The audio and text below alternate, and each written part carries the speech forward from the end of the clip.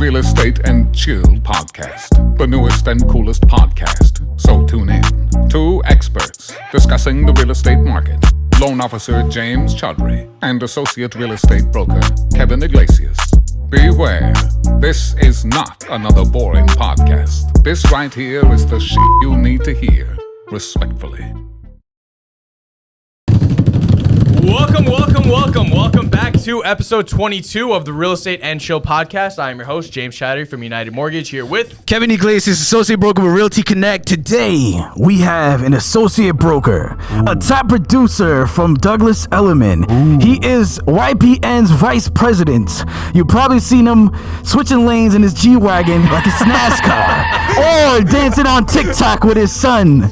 He's an investor who got his real estate license and cut us out the picture. What the heck? Today, people, we have the one and only John McSherry. Let's go. Thank you guys for having me. Of course. Thank you. Please introduce yourself, John. So my name is John McSherry. Well, that was a pretty good Yeah. I think that's it. I'm going home now. That's it. Thank you. But thank you guys for having me. It's an honor. So. No, of course. We appreciate you coming on. Yeah, for sure. There's so many things that you do that we want to touch base on. We don't have 36 hours is probably what we would need in order to dive into like all the different things you do and what you have really touched up on. But there's so many different things. Kevin, where should we start? We have him in the room. Man. Where should we start? I don't know. This is $1 million episode It right is. here, man. It's $1 million episode. So let's talk about how you got started, because you have an interesting story, a motivating story. Sure. So how I got started. 2006, I graduated college for industrial design, product design and engineering in Philly. And it was actually, everything came from like a rough time in my life. It was actually around a time that my father passed away. Oh, wow. Sorry Sorry to to hear hear that. Really hit me hard. It was a really difficult time for me. I was pretty young and graduated college, had no job, had nothing, called my aunt up in New York. And I was like, hey, I have nowhere to go. Can I come to New York for 2 weeks? I was like, I'll stay anywhere you have, if you have a couch or whatever. So she said, come right up. So I came to New York, in Valley Stream, New York, and she had a garage. It was a nice half garage, but like she had a bed in there, a dresser and stuff. So I went, lived there, stayed in that garage, and she gave me the chance to really get my feet on the ground and figure out what I wanted to do. As a designer in Philadelphia, they really didn't have a lot of jobs, but I knew in New York City was really the place to go for creatives. So moving in with my aunt, she really kind of helped me, like she was supportive. She gave me the love that I needed at that time and really just kind of helped love me back to life, because I was just such a bad place, and depression, drinking, Broken, yeah, that's tough. completely broken, and it was just a really difficult time. So just her loving heart and just the availability that she had for me was just life changing. So when I was in that garage, I just watched HGTV every day. And from a design standpoint, I fell in love with the renovations, the color, the design, everything, and it just really inspired me. So over time, I started looking for work in design, got a job in the city, started working, but I just always kind of kept this like vision of renovation in the back of my mind, and still loved HGTV, and it was really a driving force for me. Like I wanted to start buying houses, but I had no money. So I decided to, once I got my first job in design, I decided to save every dollar and stay in that garage for 5 years. So I just saved, stopped drinking, stopped partying, stopped dating, just was hyper-focused, brought my lunch every single day to work, and it was just all about saving for that first property so I could flip a property. And that just became, it became an obsession. So You had to change that mindset. Right, exactly. It's all about mindset. And throughout that time, I was doing a lot of just, self-help building, like listening to like Grant Cardone, Robert Kiyosaki, and just a lot of different investors out there that really inspired me and helped change my mindset. So in 2011, I bought my first property and renovated that property, moved into it. And then I went to a Rich Dad Poor Dad conference, and I learned about flipping. Wow. I was like, wow, so I just bought a liability. Now I have to sell it so I could buy assets. So that really changed my thinking. So started trying to sell that condo, but I found that a lot of the agents weren't bringing their buyers because I was a first sale by owner. And, everyone, no one knew that I would pay a commission because they just had it on, forsalebyowner.com. So I came up with an idea. I was like, if I want to sell this condo, I need to get my real estate license. So that's when I started the training, went to school, got my real estate license, and then I sold that condo, and then that just started the ball rolling. So it came from a really humble beginning, but I feel like for me, it kind of had to be that way because it really just gave me just this like fire inside that I can't turn off. Like I think for me, like I had to hit that rock bottom and find extreme motivation to really take off. And it was a long road. It did take time because I did continue working that job for about 10 years, but I slowly built my real estate business part-time as an investor and as an agent. Could we just touch base on that? That's inspiring. That's motivation right there. I mean, we've heard people like, I've stayed in the room, I've stayed in the basement, but garage, that's the first time I've heard that story. Can we talk about some of your accomplishments? Because you have a lot of accomplishments. We just want to motivate those people who are, in that position or in that mindset and get them out. Like, can you talk about some of your accomplishments? Sure. Well, I'll talk about, after I sold that first condo, I started looking for my first real flip, first house to flip. And, I spent years just training, doing a lot of online courses and talking to different mentors. And when I eventually found the first house to flip in Valley Stream at 77 South Waldinger, I knew what to do. I totally believed in myself, and I just went for it. And everybody was like, don't do it. There's water dripping through the ceiling. It's there's termites, there's leaks in the basement. But from all that just training and self-help and motivation, I really believed in myself, and I took that jump alone and did it by myself. But I think it was just from, really being hyper-focused. But that deal, I bought it for $300,000 and sold it, I think, 5 months later for $550,000. Wow. But at the same time, I had so much fear inside. Like I wasn't fully confident yet, and I stayed at that job. I still worked full-time until 2018 out of fear. Oh, so you recently... Yeah. Oh, wow. Wow. So I was juggling so many different things. But one thing I wish I would have done differently was taking that leap of faith sooner. But I feel like even though I was doing a lot of the online training and stuff, I feel like I didn't have the right physical mentors around me. I feel like I would have started jumped full time into real estate sooner if I would have had the right team around me. So wow, that's important because a lot of people get in this business without a mentor, and that fear holds them back for a very long time. So that's amazing. Because who told you to start doing social media? Because you're pretty big on social media. And the videos are pretty cool. Thank you. It's a passion of mine. I come from a design and creative background, so the video making process, I'm very passionate about it. But that doesn't mean that everyone can't do it. It's just I really find joy in it, but anyone can do it. It's just you do have to love the process. It's just like real estate. If you don't love it, you're not going to be successful. You really have to love it because it's hard. And if you can find joy in it at all times, you're going to be super successful. But you really have to, I feel live, sleep, and eat real estate.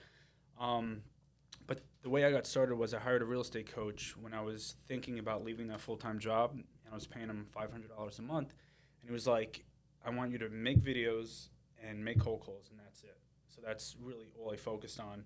And it was tough at first because people at my job would make fun of me. They're like, oh, you're making these stupid videos, this and that. What are you doing? You think you're going to be rich and this and that. But I really just was hyper-focused on just doing, focusing on my craft, getting the work done and putting it out, no matter how much I hated it. I hated every video, hated how I looked, hated how I sounded, but I just kept churning them out every single day, no matter what. I made it a priority to just get it done and get it out. And I feel for me, it was just about imperfect action, just taking the action regardless of how imperfect it is. And I come from a design background where everything has to be aesthetically pleasing and perfectionist. Perfect. So I had to get over that. And once I was able to get over that and just show myself openly, freely, and show love openly and freely to all people online, I feel that's when my business really started to take off. Wow. You got a lot of followers on social media. So do you get a lot of leads? Do you get a lot of people saying, hey, look, I have this house here, think about selling it? Or do you get a lot of deals from it? I do, but also I think a big part of it is just supporting and nourishing my sphere of influence. So, I don't get a lot of cold calls of people or just cold reaching out of people or cold DMs. I get more people that have been just following me for a couple of years, and we've built trust and we've built a relationship through. They can see what I'm doing every day, and I try to be as transparent as possible, whether it's showing my son or doing a TikTok or just, having fun, showing my day-to-day in my stories on Instagram, I feel like that has enabled me to really build great connections with people because they could take a look into like the B-roll or the behind-the-scenes side of my life, and they could reach out and we could talk. But I feel like building those relationships and nourishing them over 1, 2, 3 years, whenever they have a family member that needs to sell or they want to buy an investment or they want to sell their house, I want to be the first person they think of, and it's because I'm in their face every day, or try to be. And that's something I always recommend to other real estate agents is, attention is currency. So you really need to get as much attention as possible. Everyone has to know who you are. It's free marketing because then it's people start word of mouth. 100%. Word of mouth. And that's literally what we do here too, Right. at the podcast. Sure. And I think like the biggest thing is like I had that same experience with you. It's just like, because I'm 22, and it's just like a lot of the people who are sure? my age. I'm sure. I know I don't look like it, but but what do you call it? When like a lot of people my age might think like, oh, he looks so dumb like doing this. Like who's gonna work with him and stuff like that. And it's just like when you take away the fact that like I don't care if like somebody thinks I look dumb. It's just like I know I'm not like the most important person in the world. If you don't like what I'm doing, like it doesn't matter. It doesn't affect me. Right. It's just like take all of that, just like throw it away. Like whoever's gonna hate on you is gonna hate on you regardless. It's just like I just like don't pay any mind to it. You know what I mean? Like that's just how I just approach it. I don't know. I feel like it's weird that I can even just do that, but it's just like how I deal with it. I don't know. And that's great advice. And also I think if people are hating on you, that's actually a indicator that people are paying attention. Yeah. And I think that should be part of your fuel. I like that. Fire. Well, that's actually, it's funny you say that because episode 23, which we just shot right before this, Mr. Hogan, who's in the audience right now, and Justin Soriano, actually, we touched base on that too. Oh, cool. So we saw, James had a story similar to this. So, yeah, no, we have, you guys think alike, so that's awesome. Good stuff. Yeah, I great totally minds agree think too. alike. So don't worry. Yeah. What's been some of like the nastiest, craziest things you've seen in like a house that you're I'm sure purchasing? you get so much of Oh this. my God. Well, probably the scariest situation was when we were looking at a house in Long Beach like 5 years ago, and we ended up in the attic. It was my partner Adam and an agent, and the owner's brother came to the house with a gun and was threatening him, and we were trapped in the attic, and it was the most scariest experience I ever had. Luckily, nothing happened between the two brothers, but it was pretty raw. Dang. Oh my How'd you get out of gosh. that? Was that? How'd you get out of that? The brother eventually went away, and then we came out of the attic. But it was just, that's crazy. Yeah, That's it's about to crazy. get ugly. You didn't see that on HGTV. That is so scary. Yeah, Oh my gosh. That wasn't part of the script. exactly. The B-roll. Yo, honestly, I was in what do you call it? Yesterday was a holiday. It was Eid because I am Muslim. So it was just like we were walking. Like I was walking with my dad in like what do you call it? Woodhaven, I believe. And we were just like parking like 3 blocks away from where we were going. We were walking, and my dad was like, "Oh, you don't walk these streets by yourself at night." I was like, "Why do I care? Like, I'm good. Like, I'm whatever. I'm a big dude. I can handle it." And he was like, and I was like, "What? You think somebody's gonna come up to me at gunpoint?" And then when that happened, a cat walked by. And just like it like stood there, and then it like I didn't notice it, so I just got like shook, and then like it hissed at me. I was like, and my dad was like, "All right, yeah, you can't even." You're not about that life, James. Just like, That's funny. but no, I'm not scared of cats. I hate you cats. This guy. What is one of the like? So you got your license, right? Mm-hmm. You started selling homes. You didn't only just started flipping, right? You started working for people who wanted to sell their homes. And how is that different from investing? Like, was that your goal, or was just like I want to get my license to just flip these homes and sell them on my own? That was my goal, was just to get the license to sell my own houses and have access to the MLS so I could look properties up quickly and not have to depend on somebody else. But I started enjoying the process. Like, a few buyers came in to that first open house at that condo in Limbrook, and I ended up helping them buy houses. Like, I ended up getting 2 buyers, converted them right away. And Really? we closed right away. And I was just completely blown away because I built a relationship with them. Wow. And that wasn't my intent. It was really just to help sell my own property. So I enjoyed the process. I enjoyed working with people. And it just kind of snowballed. And I started listing houses, and then I started to enjoy it. And today I I love that part of the process. I love working with people, and I think you really have to love people and love old people in this business. Yeah. As much as it's sales, it's Yeah. a people business. It is. 100%. It's all about personalities, Yeah. people. You have to service them correctly and match their personalities. 100%. Sometimes it has nothing to do with the real estate. It's really just about the people. Yeah, Yeah. it does. You know. It's true. Building Making that personal rapport. connections is Right. so important. Sure. Like the thing is, like I always talk about this because I love this fact, like this part of the industry. Like getting referral from a previous client is like my favorite thing. Just like you did the job right. So it's just like they love you so much that they're gonna give you somebody else that they know. It's just like I love that part of it too, and especially seeing like faces of first time home buyers and everything like that when they first get their home. It's an amazing feeling. Sure. So you get to experience that side of it too. Right. So that's awesome. Yeah.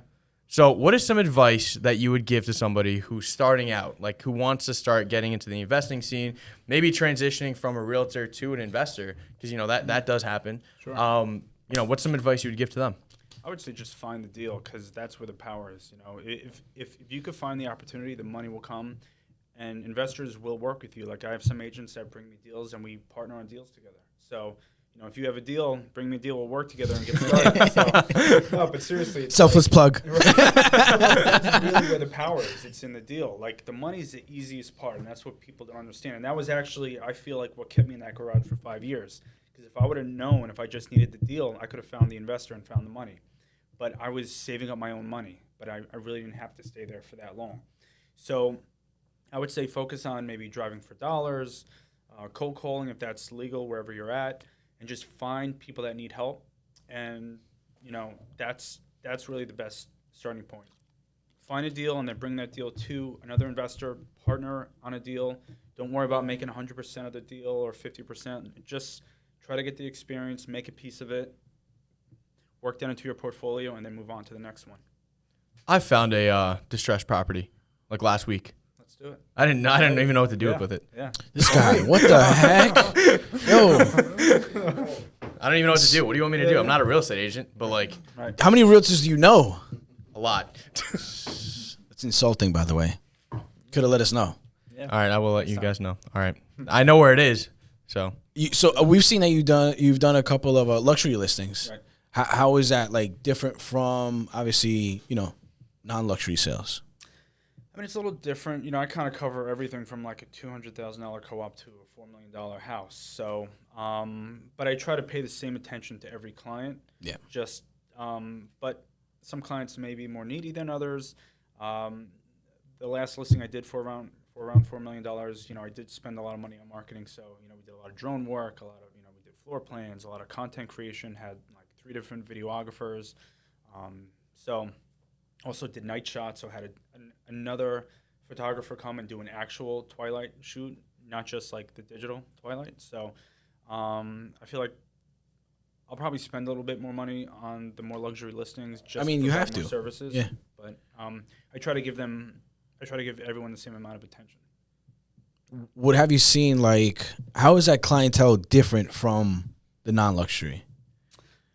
Because we have a lot of agents try to tap into that luxury market, just they don't know how, or they don't know basically how to get that foot in the door. Right. Well, for me, it's about relationships. Just about every major listing that I've received has been through my relationship. So I would say just nurture the relationships, go into areas that you want to work. So I know a lot of Manhattan agents that will focus on the buildings that they live in. So if you want to focus on a luxury client, move into a luxury building, focus on that. I know a lot of other agents that focus on joining clubs where other, people might own properties worth millions of dollars. So Right. I think it's about going where the market is and trying to build relationships within that. Makes market. sense. Yeah. Definitely makes sense. I'm not sure if it's just about like doing mailers or cold calling. I think it's more about building relationships within the communities that you want to work in. Not for nothing, but Right. you didn't want to do videos in the beginning, right? Correct. You felt like it just wasn't for you. Right. This guy has over 30,000 followers now on Instagram. Like, once you change that mindset, it's just everything else changes with it, right? Right. So now you do professional videos. They're really cool. You show us the in and outs, and we'll pop it up too.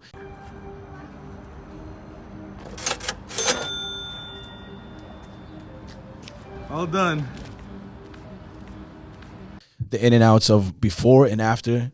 So it's pretty cool. Social media definitely has changed everything. It's like a business card we were speaking before. Sure. And when I first started, it was really just showing like me working with buyers. So like just because you're just starting in this business and you don't have listings doesn't mean you can't start creating content. Like document doing mailers or document knocking, like door knocking or making cold callers. Like enjoy the process, show the B-roll. I think that's what people really want to see is the reality of it. So not just doing the polished professional videos, but have fun and show yourself, show your personality, show you, because that's why people want to work with you, because they like you, not just a polished version of you. So. Right, it's true. It's showing who you are behind the scenes. And that's the reason why we started this, because a lot of podcasts are very serious. So we say, you know what, let's do something where people are just relaxed, they're themselves, and they could just have fun. And we have real conversations. Real conversations, yeah. It's you know, been a good all video is that attic video.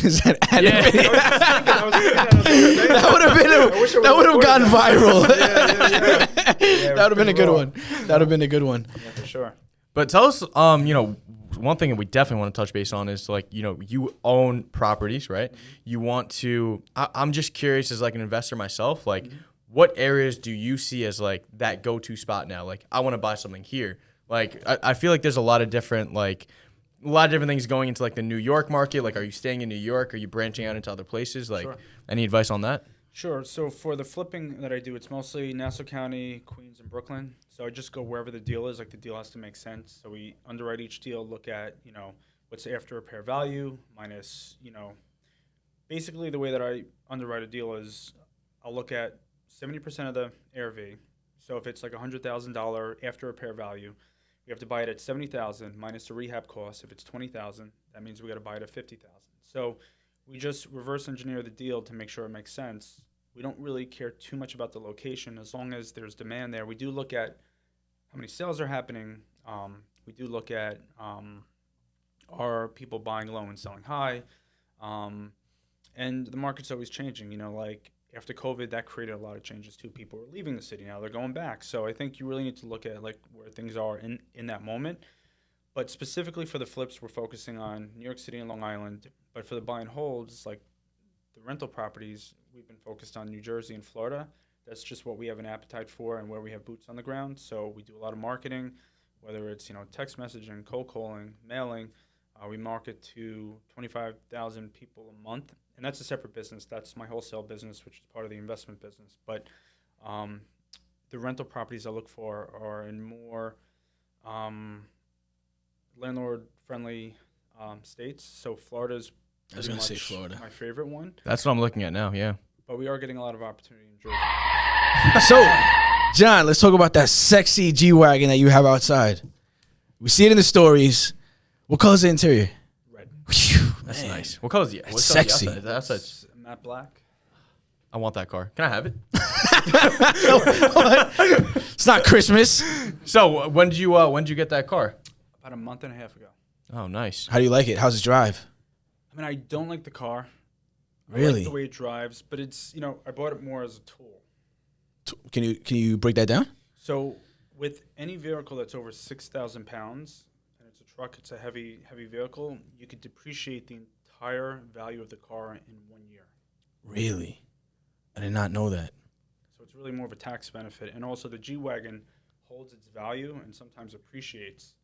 So I'll probably keep it for 13 months and then get another one. Wow. I'll probably sell it for around the same number I bought it for. And also the other reason was to get the car credit up, right? Because I went from, you know, a $60,000 car to a much more expensive car. So now the end goal is to get into exotic car flipping. So this kind of opened the door to be able to get into that. Otherwise, to go from a $60,000 car to an exotic car is near impossible. No one's going to give you a loan for that. But because I had a relationship with Mercedes-Benz, they were able to make it happen for me. They're like, this guy looks like he could be on GQ. Now Kevin wants a G-Wagon. You're going to see him next episode pulling in with the G-Wagon. What color's going to be your next G-Wagon? Or will it be a G-Wagon? You know what I think? I don't know. I think you should get like, I don't know. I think matte black works well with you. I don't know. matte black. I like that color. Yeah, I'm saying like a gray maybe. I don't know. Gray or silver. Let's motivate the crowd. What car did you have when you were in that garage? I had a silver Mustang, 2000 Mustang, with a bumper hanging off of it. Dang. I actually didn't have a light. I lost my license when I was living in that garage, so I had it suspended twice. So I was basically revoked or evoked, or like I had no license. So. And now you're whipping the G-Wagon. That's awesome. That's awesome. Well, now we know. But also, one more thing before we... What's up? Is for the G-Wags, isn't it hard to get your hands on one right now? Because I know with Rolex is like you can't buy a very Rolex, difficult. like because you just like there's like no inventory. Yeah, I just have a really good car guy that hooked it up. Shout out to the plug. Kevin's gonna reach out to you about that. Reach out, yeah. But all right, awesome. Now we know. Wow. I mean, honestly, for me personally, like New York, I bought something in Long Island City just for the appreciation. Sure. So. It was something that needed like slight repair, I thought, but then I actually had to put in a decent amount of money into it.